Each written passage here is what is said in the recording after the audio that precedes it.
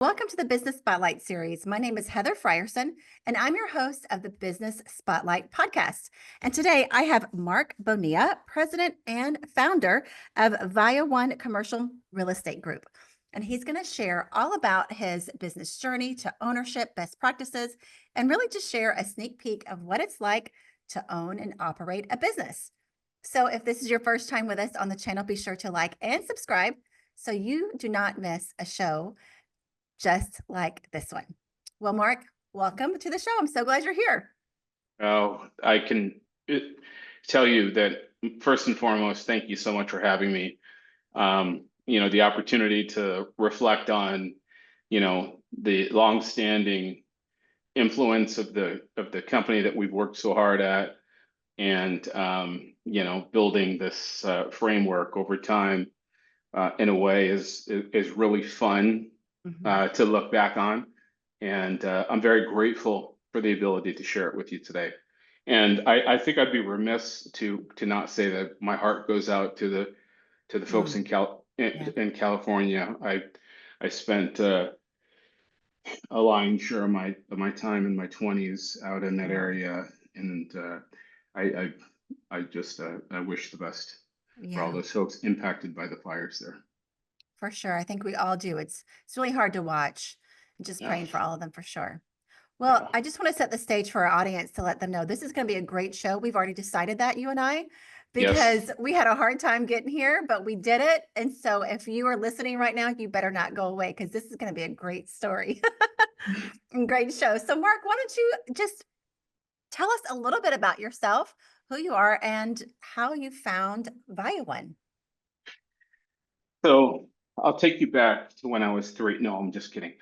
Um, I started my career after college in telecommunications, and I started working for a telecommunication company during kind of the boom of of fiber optics and um, sort of the long haul connectivity that is interesting because it's analogous to the networks and the framework that a Mhm. lot of these AI systems are running on today.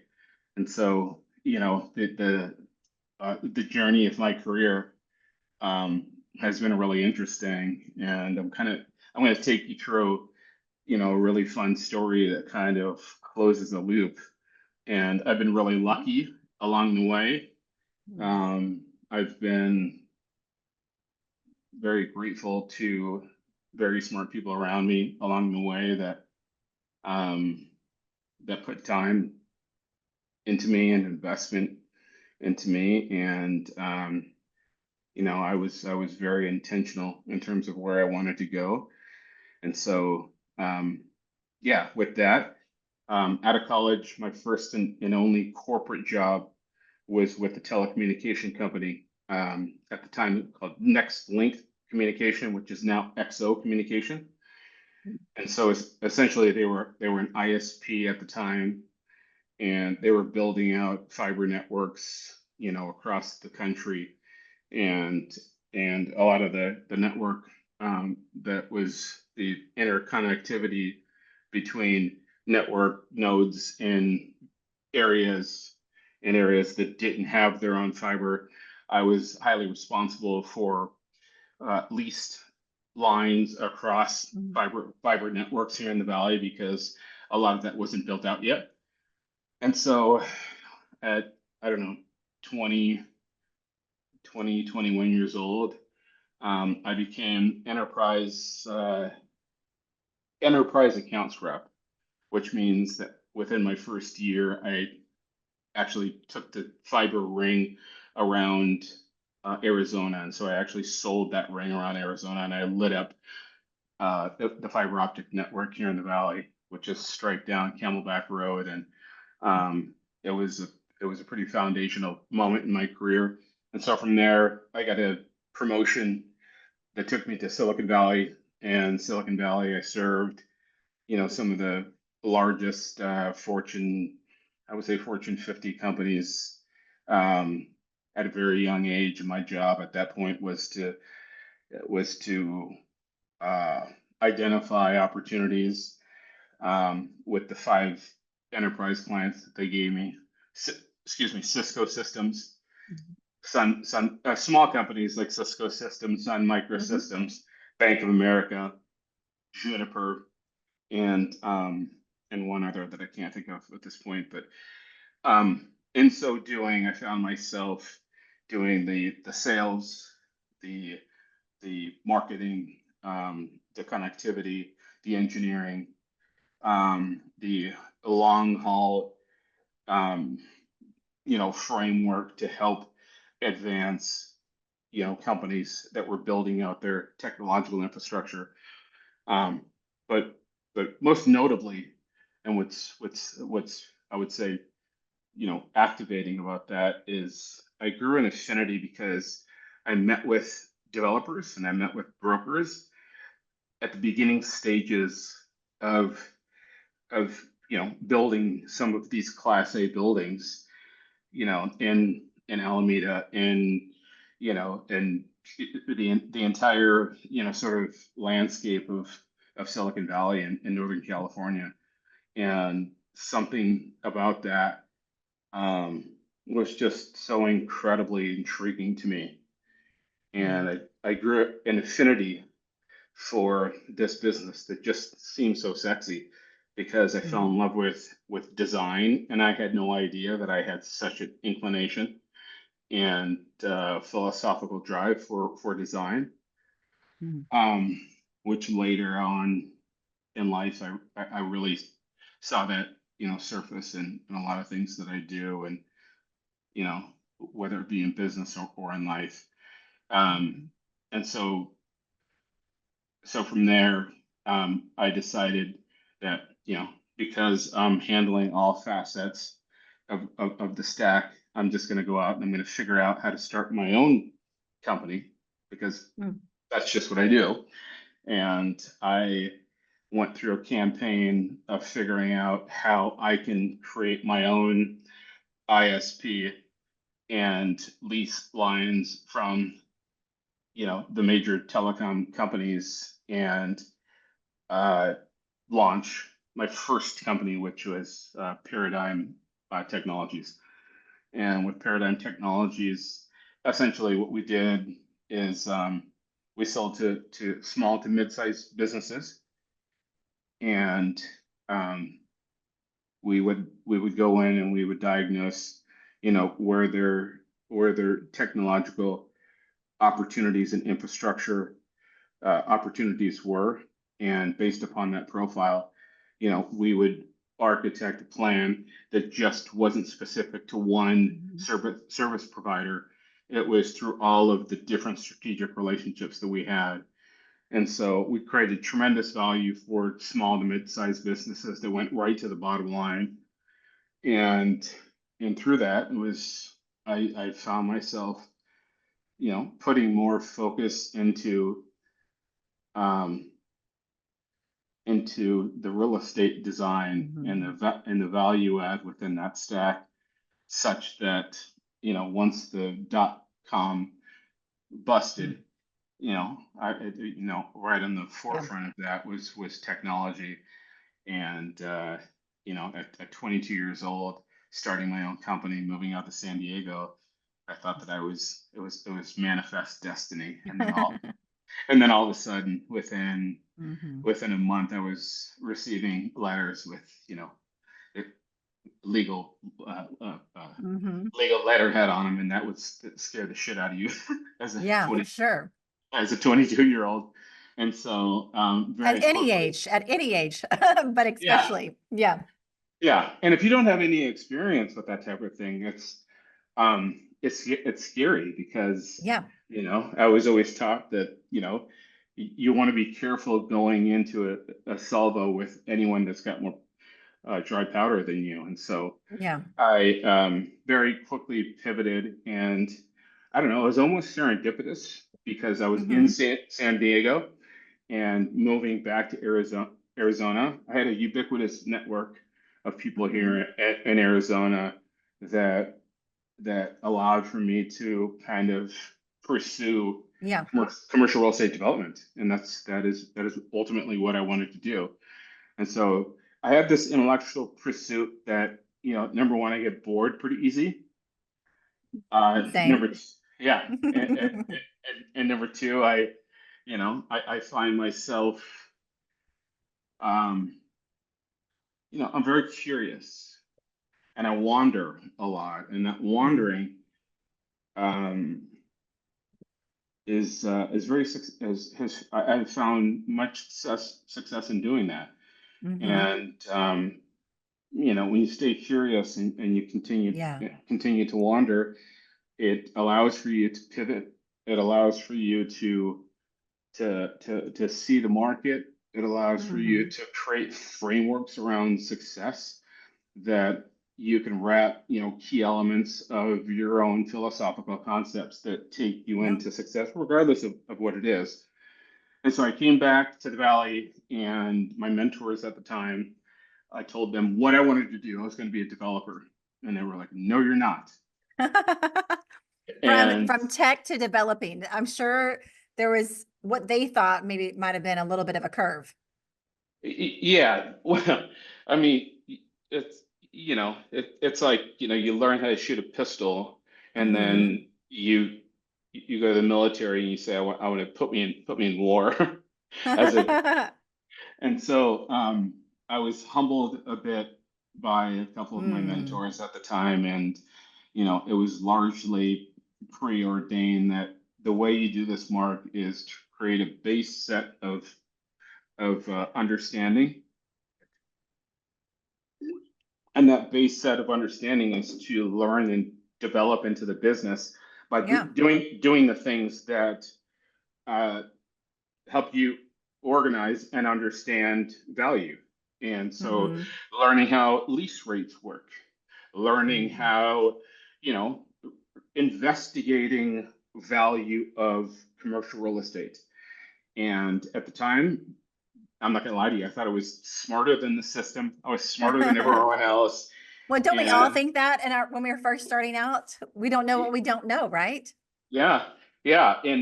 And we pull from priors to Mm-hmm. be able to, sort of diagnose, future. And the prior that I had was I was working with Cisco Systems. Cisco Systems was Mm, at that time analogous to NVIDIA today. And so I was there at Cisco with wow. John Chambers in meetings, and then I was Wow. day trading on the information that I had learned. And so I was making an extraordinary amount of money, which, Mm-hmm. made me think that I was far smarter than I was, and it was largely luck that I had talked about at the beginning. Mm-hmm. Um, but it was Don't you sometimes, now that we know, don't you sometimes also miss those days because you have so much just so true. risk taker in you? Not that you don't still, but like you It's said, you different. did. It's different. It's different. Yeah. Yeah. No, But I that's love. such a great question, and you love that because I don't know. I think later on in this conversation, some of the specifics that I'm going to give you with respect to some of the large projects that I've done, you know, I'm I'm I'm never going to have that one project that I did with my mentor, I'm never going to have that back because I don't Mm-hmm. make those mistakes. I'm so calculated now, Mm-hmm. and my ability to pull from data sets to be able to ease those, levels of entropy along the way are very calculated. Yeah. And, there's there's a trade-off there. And the Mm-hmm. trade-off is something that is super really fun. It's Mm-hmm. really Yeah. fun. But at the same time, at this level, I can't play with fun now when Mm-hmm. I have, equity partners, when I have Right. LP partners, when I've got a full, stable of capital partners that I work with right Mm-hmm. now, my execution, is 2 degrees of approximation of, the pro forma that I pitched the deal with. Mm-hmm. And so, but yeah, there's times that I just want Yeah. to do something totally erratic. Yeah. And but I don't. Yeah, But I don't. Yeah. right. And Yeah. it's a balance of both, right? Because you have the awareness, you have the knowledge, the skill set, and sometimes you want to have a little bit more risk. But like you said, there's not only your staff and your investors, you have family, you're older, Yeah. we're when you were in our young 20s, we were like got the world ahead of us and all Yeah. this time. And now you are just more strategic, which is good. But I Yeah. loved how you talked about how you started out so young and tech, and then in that field realized a passion for design that took you a whole different direction. And I've heard that often where you start one way, have a plan, and then lo and behold, now you're ViaOne. Hmm. No, that's exactly right. And so you leaped over one chapter, and very astute of you. But that chapter that you leaped over was I sat in a room with so I called them my executive panel, and Hmm. they were my mentors. And Yeah. how bloody lucky was I that Mhm. I had mentors in that room Yeah. that were dominating in this market. One of them was the preeminent real estate player here in the market. Wow. And when I first met him, I didn't know that, and I didn't care. Just Mhm. I saw in him this reflection of everything that it was a framework of these key elements of philosophy that I live by, and he was actually doing it as my senior, 30 years older than me. But the Mhm. way he did it, he defined himself through that excellence by that relentless pursuit of disciplining himself to a philosophical set of principles that I adopted. And he took me under his wing and saw exactly what he saw or somebody else saw in him when he was Mhm. young. And I'm so grateful for that. Yeah. And so, anyways, he said, "You're not going to be a developer. You're going to go work for, a commercial real estate firm." So I went to uh, I went to work for one of the big five commercial real estate firms, and I you know, when I got Mm. there, I was an outsider, and it's commercial real estate is very nepotism oriented, and a new guy showed up that they didn't know who it was, and I'm pretty sure everybody was hell bent on making certain that the new guy was going to fail. And Mm. there's certain people out there that don't fail. There's certain people out there that revel in that. Mhm. So it took me about 3 years to get to a level where I was developing that base set, that skill set, where I was really starting to Mhm. develop up and develop a base set of understanding that was moving towards development that really opened my eyes to what I didn't know. Because Yeah, it's an extremely difficult business, number one. And for number sure. two, the layers of complication are extraordinary. And Mm. so, um, it just demonstrated how ignorant I was as a young man that thought he was smarter than everyone else. But at the end of the day, the way I was accepted into this market, oh boy, did I have something to prove. And it took me And you about five, did. and it took me about 5 years to get to that place. And in my sixth year, I put together my own fund. And Mm. it was a micro fund. The name that was the sort of second company that I launched, and that was called EDU Three Ventures. And with EDU Three Ventures, the whole idea was to find sort of single tenant buildings that had tenants in them that I can go in on short-term leases that most investors that were looking for income plays. I looked at those as value opportunities, and I had worked with Morgan Stanley, I had worked with Mhm. KKR, I had worked with BlackRock at the time, and so I bought a couple of Tudor times, at the time. And this was after I had raised, I don't know, a whopping like $2 million. And I identified two tutor times that had 3 years left on the lease, and everybody had passed them up. And I identified, their value placement within the market. I identified that their enrollment was showing incremental value to take them into that top 10%, which would circumvent any kind of closure or relocation, because a lot of those Mhm. stores go through relocation because of demographic shifts. And I bought, both of those for a collective 1.8. Mm. And essentially what I did is I went in and I got a physical inspection done on the property and identified with both of those assets that was $60,000 of deferred maintenance. And that was under the terms and conditions of the lease as a responsibility of the tenant. And so my approach to Morgan Stanley at the time and their attorneys, because I had been working with their attorneys while I was Mhm.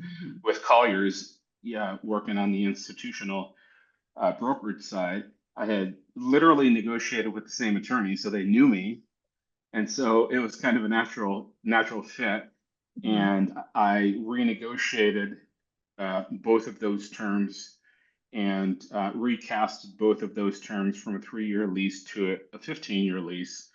I Wow. pulled, yeah, I what's called a blend and extend. So I blended their rent, pulled it down in exchange for them extending new and casting new 15-year terms. And then I also said to them that I would, out of good faith, provide and install new playgrounds with a tarp, because the sun in Arizona is not Yeah. forgiving.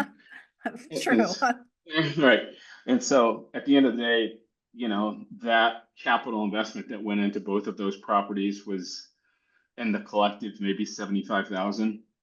And it was supposed to be, like I said, Go ahead, finish your sentence. I interrupted because I got excited. So go yeah, ahead. Finish. yeah. So do my investors too, but they acted like they, of course, Mark, that's what you're, but, in the collective, that's 120,000. And, for two properties to do that, it was extraordinary. And who led that charge is my wife. I just threw her into it. I love And I'm that. like, she had no idea what she was doing.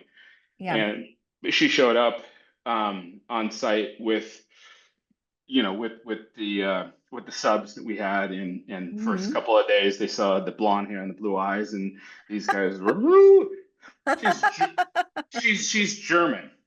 By the time within a week she would show up on the site, and if they weren't executing in accordance with the construction schedule, these guys, they hid when she walked on site. It was No. it was I love brilliant. that so much.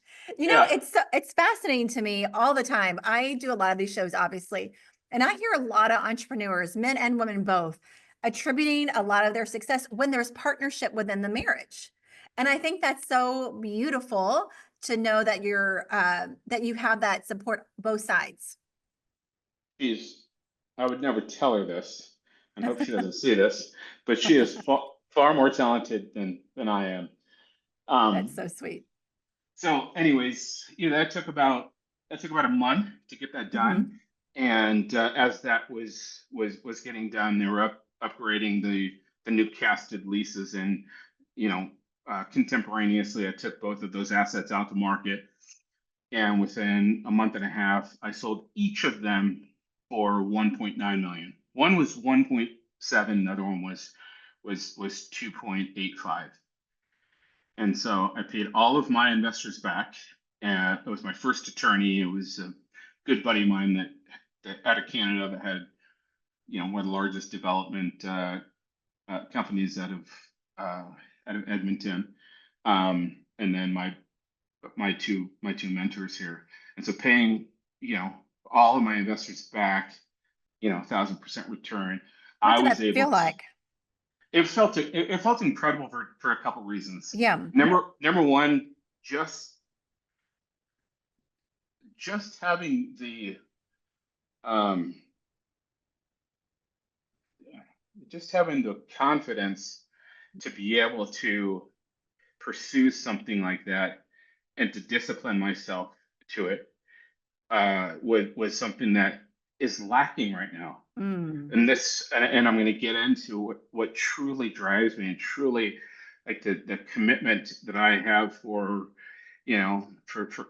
inquiry and how to help that younger sort of generation. Like mistakes are Yeah. just go at it, Yeah. go I at was it going to because ask you that. Like you attribute so much of that chapter in your life to these mentors, which I'm yeah, sure you still have a lot of wisdom around you, as we all should. How are you taking that, what you got, and turned around to the generation behind you? it's exactly so that's what drives me now. Mm. And while I was with Colliers and I started this first fund, I had made $1 million on that deal, and I thought that I was, oh my gosh, we're rich at that time. And so we turned that money over, and I did it again with 2 office buildings, and then we turned that into another chunk of Mm. money. And then at that point, I was kind of self-funded to a degree, Hmm. which felt really good. Sure. And um, and the experience of doing that and the mistakes of doing that, Hmm. Hmm. it's just something that I have a really hard time when I'm talking to, because I have really, really smart, that next register. Gosh, Hmm. I have a contingent of young men that are my friends, and I would call them young, Hmm. of men that are coming up and they ask me questions, and some of these questions I just can't answer because you just have to do it.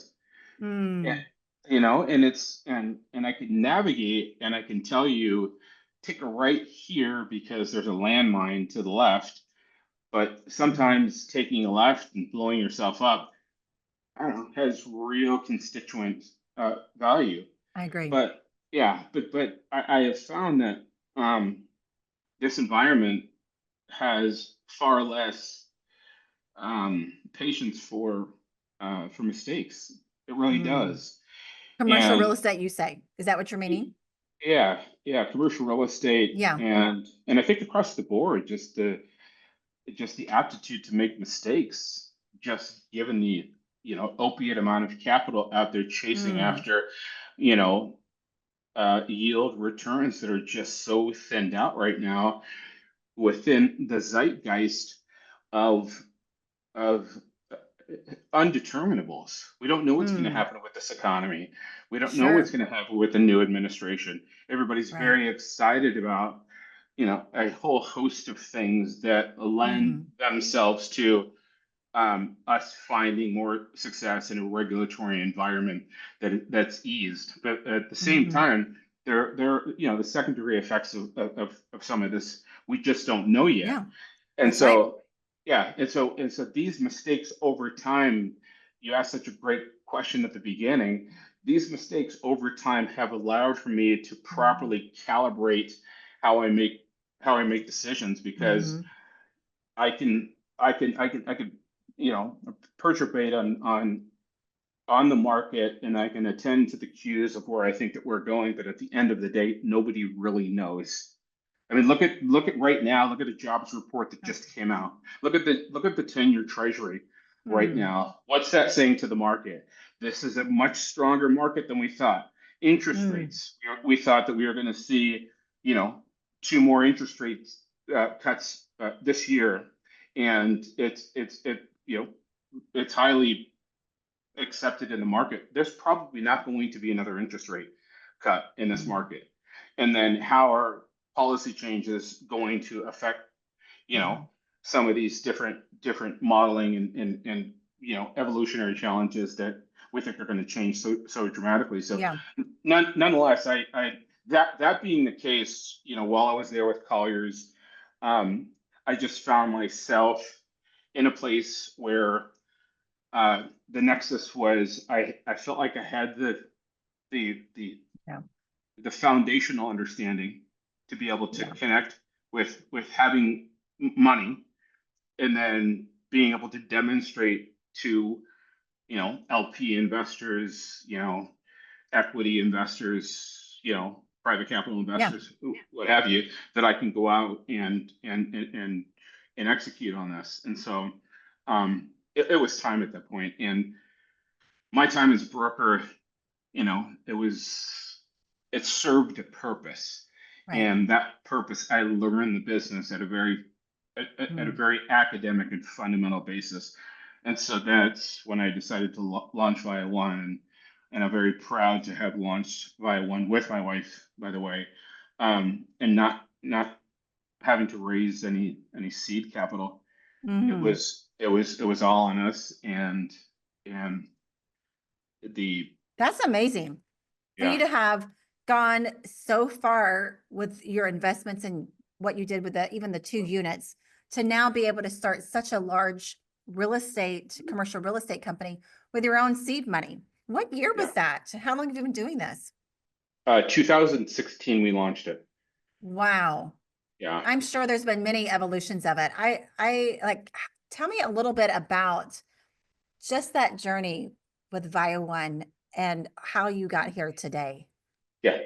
So the paradigm shift that happened at that time, and I'm so glad that it happened at that time, is was rooted kind of in me sort of losing myself as a broker, and I was Mm-hmm. selling institutional, real estate, investment real estate across the country, and so I was dealing with sovereign wealth funds, I was dealing with large cap investors, I was dealing with like I said before, the KKRs, the Black Rocks, and so it's that airspace is just totally different. And for me, um, I can abstract myself across, you know, across any model, whether that's institutional, whether that's private capital. But uh, my my dynamism comes from just being natural, just being authentic, and just being curious and Mm-hmm. developing relationships. And that world I found was a little bit different. And so, not good or not bad.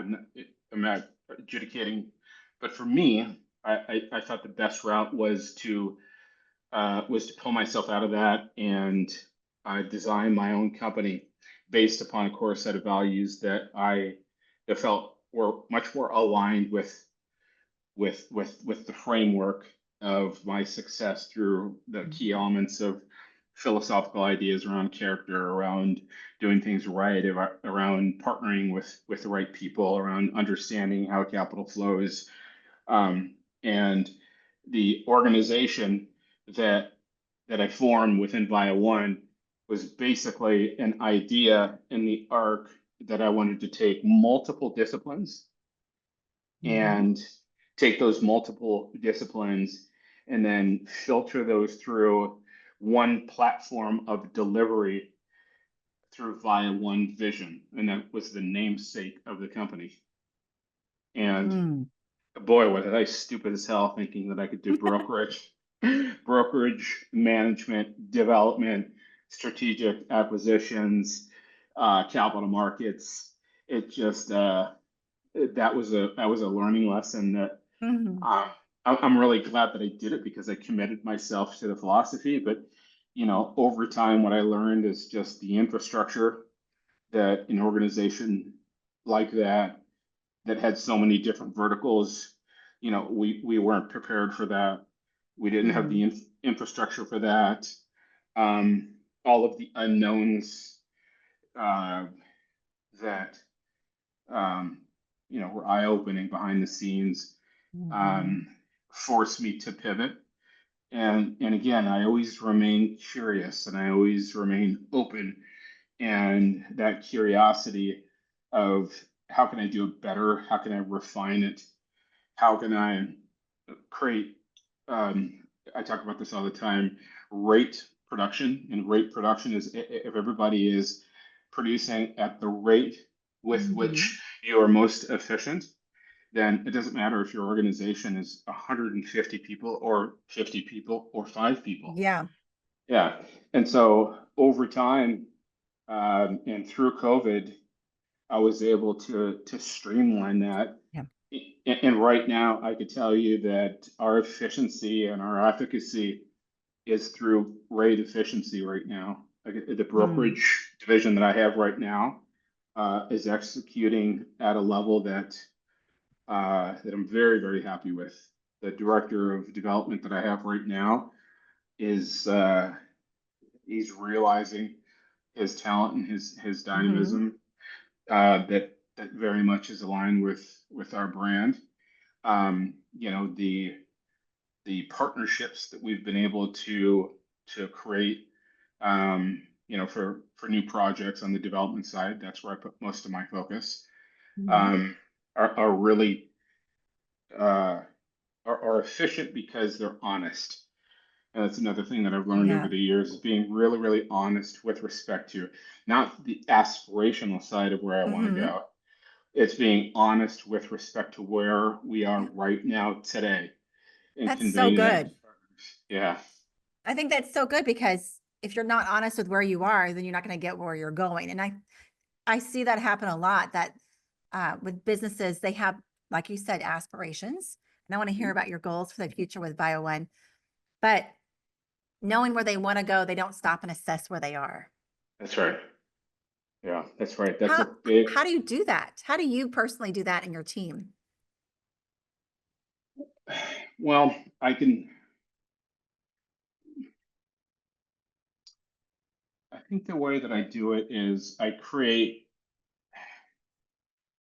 an environment that Mm, is kind of rooted in a balance of intellect and action. And mm, one's intellect that is appropriately suited for where they're at in terms of their ability to execute on what their intentionality is. And again, I talked to you about earlier in the podcast about intentionality for us is huge. In the mhm. absence of intentionality, and it's shocking to me how many people don't have intentionality when they launch into something like this endeavor. But having intentionality and then Mhm. balance and then being on balance with intellect and action. And so a lot of people, you know, abstract and don't execute. And so that action comes from being on balance and Mhm. cultivating that environment. I'm very, very uh, interactive with my guys as it relates to, you know, where is that nexus point for you? Because it's different for everyone. But be honest with respect to where you are at. Continue to be aspirational, but be honest, because the byproduct of you not being honest is a client having to suffer Right. the consequence. We're not doing that. We Without don't a do that. doubt. Yeah, Yeah. the brand is Well, and it we. separates you as not only the company that can do the job well, but the one they can trust. And we all want that for sure. We want to not just work with someone that's talented. We want to work with someone that we can trust and will communicate with us. That's exactly right, and somebody who has done it over and over again, Hmm. and that gets into one of the ideas of competition. I don't even see competition. I mean, Hmm. competition for me is us. We're our only competition. And I Hmm. tell, you know, when I'm talking to my guys, just continue to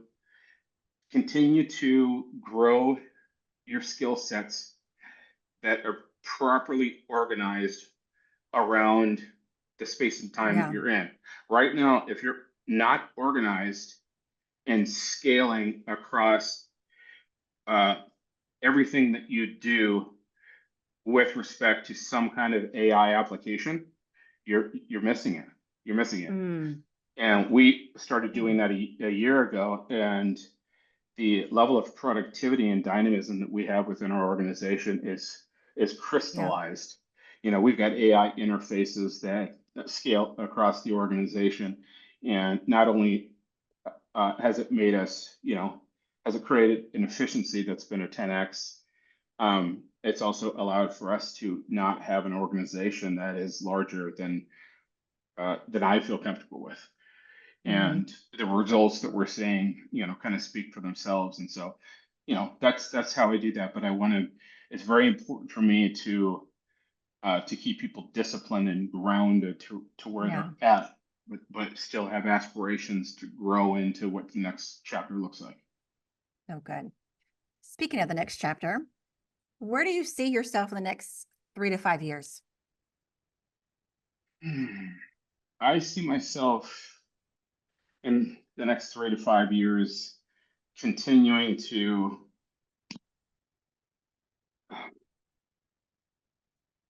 continuing to I would say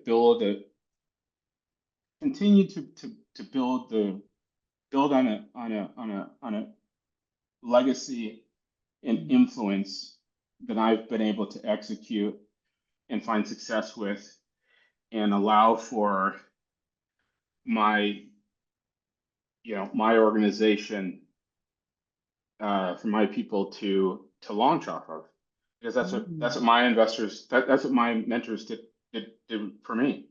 And I'm at a point now where the return on my time and crediting a long lasting impact to a system that I created, that I sacrificed for, to build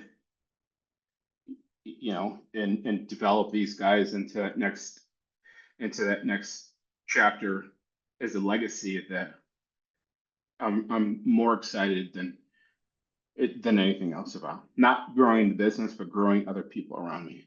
I love that so much, because really that's the only thing that's going to last. If you think Mm-hmm. about it, it's the people and how you made them feel, what you taught them. I mean, 20 years later, you're still talking about your mentors. Yeah, yeah, Yeah. yeah. It's everything. It's everything. I don't understand how. I don't understand the concept of self-made anything. Mm. It's such an asinine, I don't know, or just such a narcissistic thing to say. Like, no, I, nobody is a self-made anything. you're right. Nobody. Yeah, Nobody that's successful, that's for sure. I feel like we could talk all day, and there's so much more to your story that we need to get to. So we might need to do a part 2 of this show, which I would love to do. But for now, I I would want to love get it. to some really fun rapid fire questions. What do you say? Done. All right. Here's the first one. What do you think is the key to success for you? I think the key to success for me is to stay grounded. Mhm. Is to make certain that I understand my role within the community, Mm, that I understand my role within the next group of leadership that mm, are coming up into the rankings now, um, and creating a cascade of legacy where thinking about what ViaOne is going to look like in 5 years and 10 years, in the absence of me being involved on a day-to-day basis. I would say that kind of sums it up. yeah. I love that you keep going back to legacy, even in growing the next leadership. I think that's incredible. So Yeah. with that, what would you say is your one piece of advice that you give to other business owners? Uh,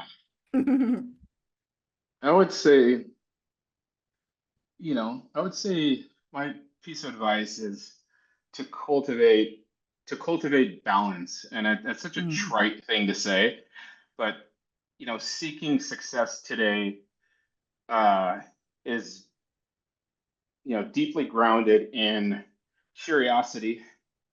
You have to stay curious, because everything is changing so yeah. dramatically right now. Engage deeply with intellect as it relates to new systems, new processes, Yeah. new technologies that are robust, that are literally changing the entire landscape of what we do right now, to ensure that it serves uh, you know action tendencies that are appropriately efficient in stretching the arrow of time. Mm, Because if you're still pulling from how you did things from the yep. past, you're missing, because the future is fundamentally different. And then I would say the true wisdom that lies in knowing, how to live well, not just think well, Mm-hmm. is truly important. And for me, I do that by wondering, uh, Mm-hmm. how much do I work? I work all the time, but how I work now is so different. I used to have a a philosophical idea of what work meant. But now what I've realized is that going back to that creativity Mm-hmm. that was the catalyst that brought me into commercial real estate is design and creativity comes from me wandering. You know, Mm-hmm. I'm an avid runner. Fitness is very important to me, and it's very important to anybody within my organization. Um, and that sense of wonder stimulates Yeah. a level of creativity that Mm-hmm. I'm able to do things that make me that set me apart from anyone else because I haven't seen anybody else Yeah. have the ability to do that. I'm sure So good. there's so many talented people out there, and so uh, But I think it's true. Like the ones that are really successful, one of the themes that I keep hearing you talk about is stay curious. And you said wonder a few times. And I think part of that wonder is having almost like that childlike wonder mhm, that mhm, we connecting it back to when you were in your 20s, no fear, mhm. and just keeping that alive in you. Yeah, yeah, That's good. I love that. I love that. Anybody that knows me knows that I love philosophy. I love Mhm. Aristotle. You Oh, know, wonderful. yeah. I mean, one of the young up and coming leaders that I'm working with right now. I gave him my favorite book on Aristotle, and he literally went through and read this book that was 984 pages, highlighted certain areas, and Wow. then bonded those different ideas through the teachings of Aristotle. And we sat down and talked about it, and it Wow. just like it warmed my soul. How many cup of coffees did that take? I'm sure that was a It, great conversation. it was incredible, and he does it all the time. And Love it. I just that's something. That's another thing too that I very much look forward to working with people like that just Mhm. that love what you do, love to create value, love to Yeah. understand the value in collaboration, and Mhm. Mhm. understanding that designing your brand is predicated on your ability to do it over and over and Wow. over again at the highest level, and don't sacrifice any discipline that would denigrate the brand whatsoever. Yeah. Period. So good. That to me is everything. That's so good. Yeah. All right. This is one of my favorites too. Book or podcast? What are you reading or listening to right now besides this show? Uh, yeah, that's a tough one because anyone knows me knows that I'm a psychopath that wakes up at 2:30 in the morning, and I probably read more before 5 o'clock than anybody does. Most people Wow. do. But Wow. yeah, I'm reading the Lagoon right now, how Aristotle invented science, and Wow. the enduring impact on science, particularly as a pioneer Wow. uh, working, in biology, and how that just really weaves in the everyday of what we do. It's such a Wow. yeah, it's such a brilliant idea, and I've loved the book. That's So amazing. I wish I could say I woke up that early to read, but I'm still sleeping at 2, but that's awesome. All yeah. right. This is a fun question too. If you had a little bit of magic dust and could sprinkle it hmm anywhere in your business, where would you sprinkle it? Um, I would probably sprinkle it on, you know, on the assets and the people that we have to. I'm tough. I'm really, really tough to be around. I'm a terrible I'm not a boss at all. I'm a terrible boss. I think I'm a great leader, but the expectation that I have for myself is unrealistic. And I've got a proclivity to cast that shadow onto the people around me. And so I'm really, really difficult to be around. I'm extremely prickly. And so if I had, fairy dust, I would sprinkle it on some very particular assets within the organization such that they felt confident enough to go Mhm. out and take on big challenges the way I did, in the absence of knowing that if they fail, they're going to get a massive backlash from me. I love that. Like, don't fail because I'm going to be here. I'm going to be here. That's actually really good support, though, too, I think. Yeah, for Yeah, sure. I love that. Okay, before we get to the final question of the day, share with everyone how they can find you, follow you, hire you, all the things. Sure. Um, you could find me at our website, which is ViaOneCRE.com. I'm very active on LinkedIn, so you can find me on LinkedIn. And I would say probably those are the two best outlets to get in touch with me. Awesome. Okay, we're going to link Oh, that in the show notes for sure. yeah, and I guess I should give my email address, which is Marc MARC Oh, at ViaOne ViaOneCRE.com. okay. I'm going to put that in the show notes, your LinkedIn for sure. And then hopefully, if you're listening to the show right now, reach out to Mark and let him know you heard him on the show and that's how you found him. All right, last question of the day. What is most inspiring you today? Gosh, I'm going to be so boring, but I think what inspires me is that influence and that legacy that I can credit Mhm. to, very proud to have launched this business and organized this business through going on 7 years now, through Mhm. through some insurmountable Yeah. challenges, COVID and the credit market behaviors. And gosh, have we survived and have we pivoted and just creating a system and a community that still emphasizes collaboration, that still emphasizes dialogue, that still emphasizes curiosity, Yeah. and you know, success not measured by individual accomplishment, but the influence on our community and on others, in the continuum of those ideas, through through the generation, like I Yeah. talked to you about, of legacy. I want that to carry Yeah. on. I really do. That's really important to me. Yeah. Yeah. Yeah. I can tell. I love your passion for legacy. And I hope that that is something that we all are passionate about because that's what's going to pursue or really navigate what what the world looks like in 20, 30, 40 years. So I love all of Yeah. it. This was such a great conversation. I knew it was going to be. I knew I was going to love hearing you. I'm probably going to have to ask you more questions about Aristotle and so much more.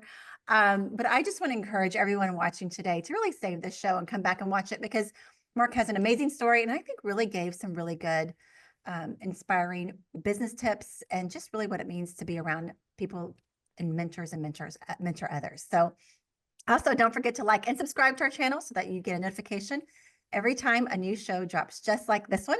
And thanks to everyone who joined us today. But Mark, a special thank you to you. It was a Uh, pleasure to hear your story. those are very nice and kind things to say. I really appreciate it, and I'm Oh, honored to be on your show. great. Well, we're going to see you again soon. All right, anytime. Okay. Bye bye. All right, bye bye.